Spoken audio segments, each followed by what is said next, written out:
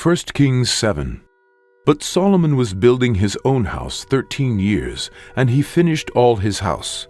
He built also the house of the forest of Lebanon. The length thereof was 100 cubits, and the breadth thereof 50 cubits, and the height thereof 30 cubits, upon 4 rows of cedar pillars, with cedar beams upon the pillars.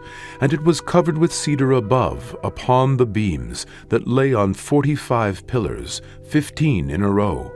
And there were windows in 3 rows, and light was against light in 3 ranks.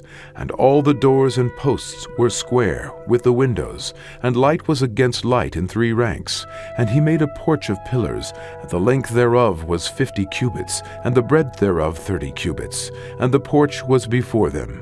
And the other pillars and the thick beam were before them. Then he made a porch for the throne where he might judge, even the porch of judgment. And it was covered with cedar from one side of the floor to the other. And his house where he dwelt had another court within the porch, which was of the like work. Solomon made also an house for Pharaoh's daughter, whom he had taken to wife, like unto this porch.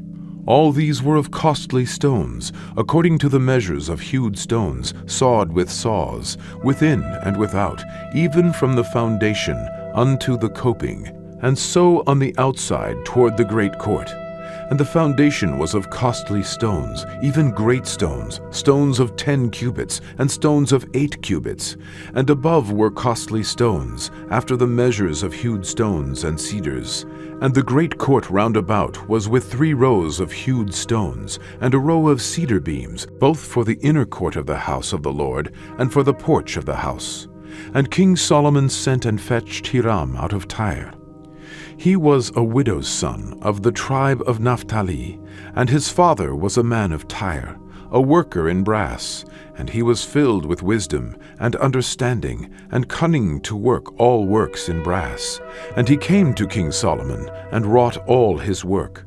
For he cast 2 pillars of brass of 18 cubits high apiece, and a line of 12 cubits did compass either of them about.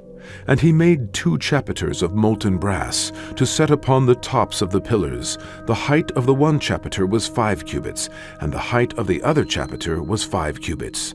And nets of checker work and wreaths of chain work for the chapiters which were upon the top of the pillars, 7 for the one chapiter, and 7 for the other chapiter.